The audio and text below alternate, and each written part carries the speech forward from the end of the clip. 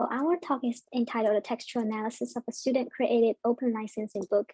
So to give you a little background of our research, we did this during spring this year and the pandemic. So we did this at a large public university in Midwest.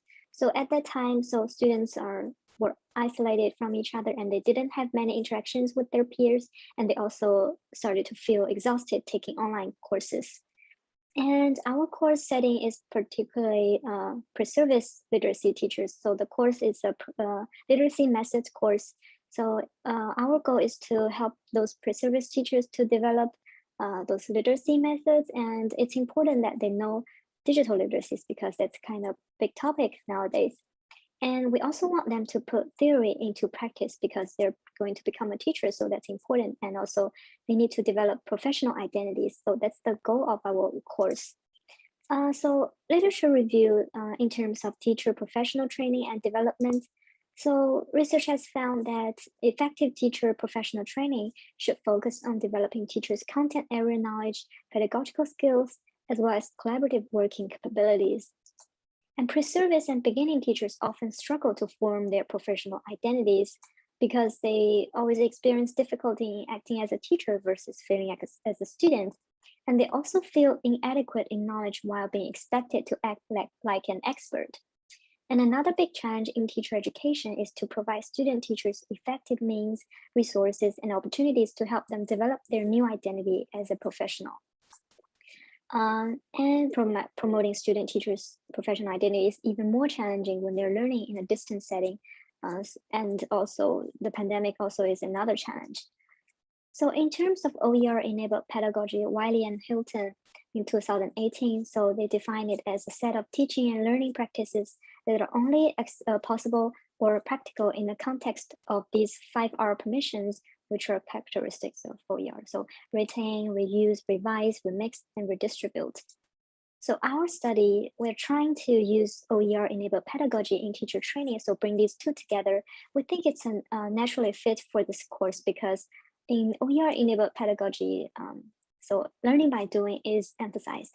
And teacher training, we also want this to be, this is also important because the students are expected to apply educational theories and pedagogical principles, and we want them to establish professional image and identity through knowledge sharing, which is important in OER-enabled pedagogy as well, because students are expected to create OER to share with others.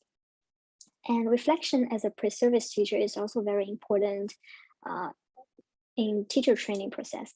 So this study explores how adapting OER-enabled pedagogy in an online course helped pre-service literacy teachers to form their professional identities.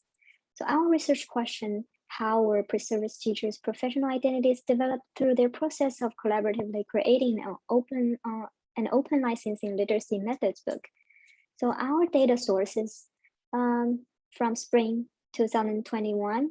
So first one from students' weekly blog postings, and also the student's final project, which is an open book co-created by all the students in this class. So we have 10 students in the class, 8 students are contributed book chapters and 2 were book editors. Students voluntarily signed up for their roles.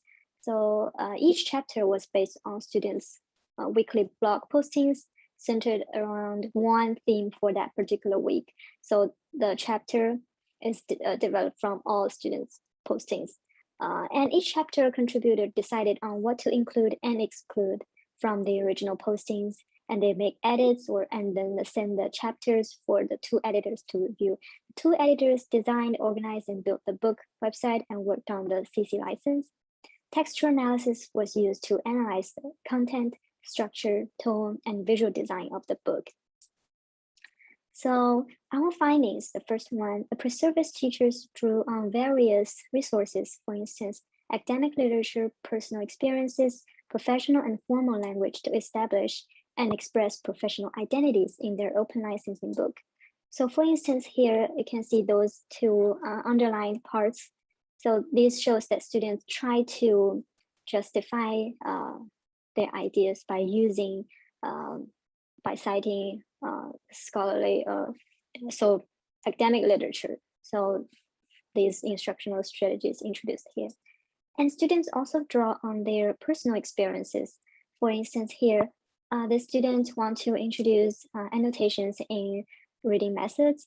So the student actually shows examples from their own work, their own annotations. So they put images there in their book chapter. So they use their personal experience and put it there. Language and tone. So here I'm giving an example, a chapter on multimodality. So compared with their language in their weekly blog postings, the Perseverance teachers used more professional language with a more confirmative tone in the open licensing book. So for instance, here, the same student author, you can see here is her weekly blog posting, and here is her final book chapter. So she is the book contributor, chapter contributor of this book chapter. And here is her weekly posting. You can see here, I actually liked using this tool. And I think it's a great way to create quizzes. I think that I would recommend this site to teachers who are looking to make a quick and easy multiple choice quiz for their students. So you can see the tone here. She used many words like I really like, I think, but in the final book chapter, she has a more confirmative tone. Students are able to benefit when images are combined with this language, and the use of multimodality should be user-friendly for students. So you can see she really tries to, through this tone, to establish her authority and her confidence. Finding number 2, the pre-service teachers not only reflected on their learning experiences, but also created new knowledge. So students here created new knowledge, and you can see here the exploration of education during a pandemic.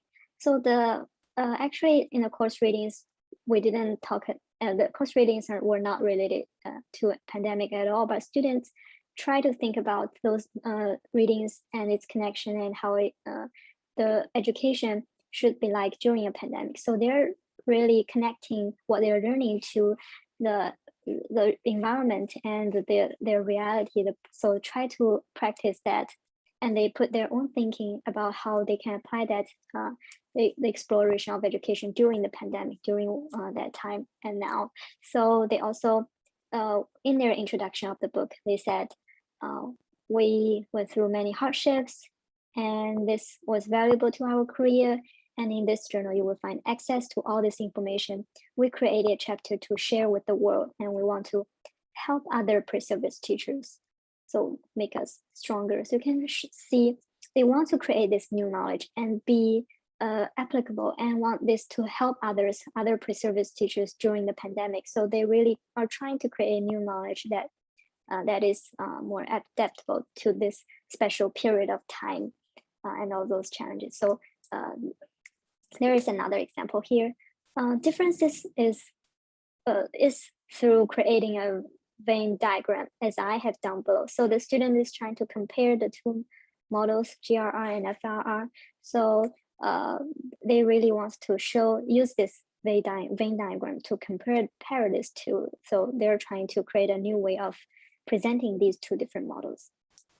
So conclusion, the collaborative open book project thus allowed the students to apply their content area knowledge, practice their pedagogical strategies, and actively adopt a new professional identity, and took on an expert role, despite the challenges of learning in a distance setting during the pandemic. So we have a pedagogical suggestion: good thinking and critical perspectives in personal blog postings were not really included in the final open book. So we noticed that in some of the students' personal blog postings, they have a more interesting and good thinking, and often can be very critical in terms of the course readings or things that they noticed in terms of educational practice. But I noticed that they didn't include those things in their final book project. We think that it's probably because they don't really have that much confidence when they have to open this to share with all people and make this their thinking open to everybody. So we think confidence building as pre-service teachers is very important, and we should encourage students to take risks, embrace an open attitude towards showing readers, either novice or knowledge expert, their genuine opinions and self-reflections